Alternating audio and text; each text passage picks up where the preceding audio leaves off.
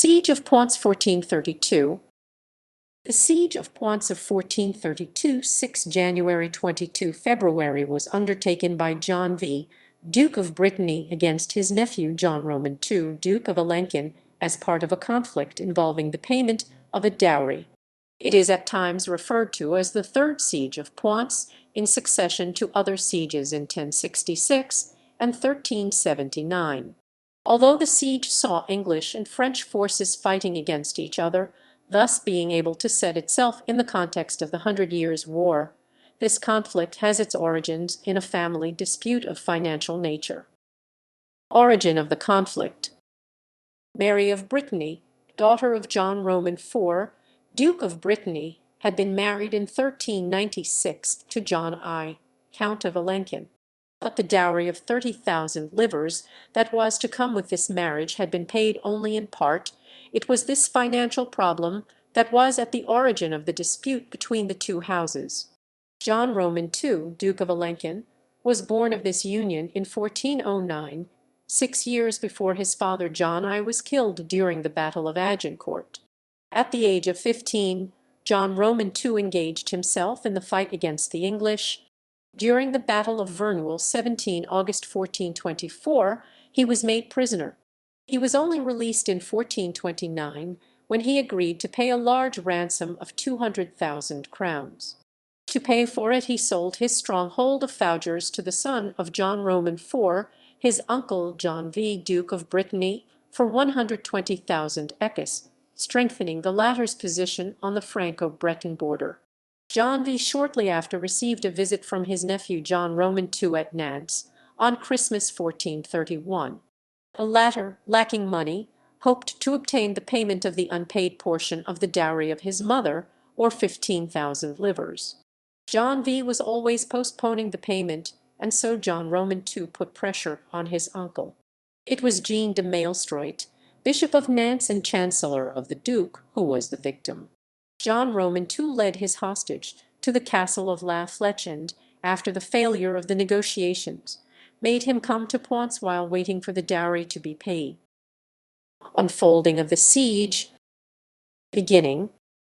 Faced with the failure of the discussions, John V raised troops in Rennes and its surroundings. He gave the order to his son-in-law Guy Roman XIV of Laval to besiege Pouancé, where was the Duke of Alençon, his mother and his wife, and where Jean de Mailstrot was imprisoned. He went to Chateaubriand to follow the evolution of the operation more easily. The Breton forces, half prepared, marched towards Pouancé in spite of the rigors of the season. The cold was so violent that the ice carried horses and wagons. They arrived in sight of the city on the morning of the 6th of January and commenced the attack on the west side of the fortress, that is to say, on the side of the enclosure directed towards Brittany. The garrison of the city was defended by a small number of soldiers, insufficient to resist the Breton army. Also, the Duke of Alençon decided to leave the fortress secretly to go and take refuge in Château-Gontier to mount a counterattack. He sent one of his favourite captains, Ambroise de Lor, to La Guerche with the order to help the besieged people of Pouancé. The latter found the opportunity of bringing back by a false door 40 good soldiers, of whom those within were very glad. Breton and English reinforcements. Unhappy to learn that reinforcements could have reached the castle of Pouancé, John V tightened the grip on the city. After having sent men-at-arms to ask the assistance of his English allies, he obtained the support of English companies stationed in Maine and Lower Normandy to reinforce his army. George Rigamen, English squire stationed at Vannes, with 240 horses. John Fastolf, with 100 spears and 160 archers. Baron Dalby, English captain, with 300 spears and 1,000 archers. The Bastard of Salisbury and Jean Herpellet, with large number of people. Richard Holland, Thomas Allouin, and Robin Jennison, squires of the garrison of Avranches, with some people. Baron de Scales. With these companies reinforcing his army, John V was also given 4 small copper guns and a large iron one with 24 iron balls for the latter one.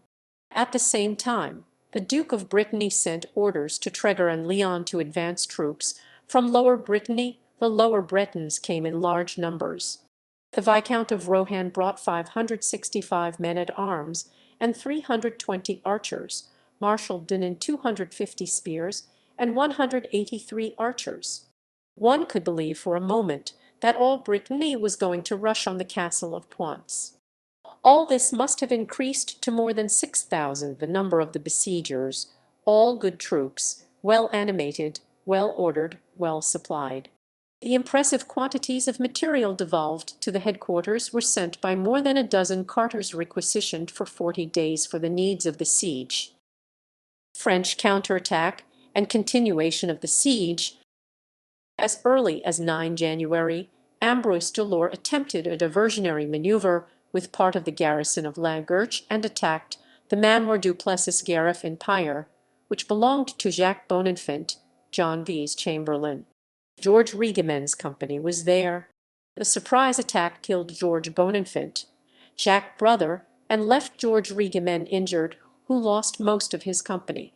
The English were taken prisoner and the castle looted and burned. The Duke then entered into a great fury. The garrisons stationed in the towns of La Guerche, Craonne, and Château-Gontier were under the authority of the Duke of Alençon. They joined the fighting with many victorious skirmishes against the enemy companies. The Duke of Alençon began to seek support. He received some from the Duke of Bourbon and some other allied lords, who sent him 2,000 men-at-arms, to which was added the garrison of Château-Gontier. With these troops he thought himself able to break the siege of Pouancé. The Duke of Brittany, having heard of this project, sent for additional troops from Marseille and Chateaubriant. When the French appeared at sight of the besieged city, they were repulsed and pursued. The conduct of the siege by the English and Bretons intensified. We were working to undermine the place. The Britons and the English made mines and other approaches. For this work, the Constable Riquimont brought a Breton, Jean Moraud, to carry out the work of approaches to improve the efficiency of the artillery. Esgelly, an English captain, a relative of Rigament, led the work of mines and saps of the walls. Negotiations and lifting of the siege. As the siege advanced and the number of Bretons increased daily, the Constable de Riquimont, sensing the fall of the city, worried about the safety of the noblewomen remained in the fortress, including his sister, Marie, mother of Jean Roman II, and Jean d'Orleans, the wife of his nephew. Above all, with himself fighting for Charles Roman VII of France, he enjoyed little to fight alongside the English and did not see with a good eye the seizure of the good place of Pouancé.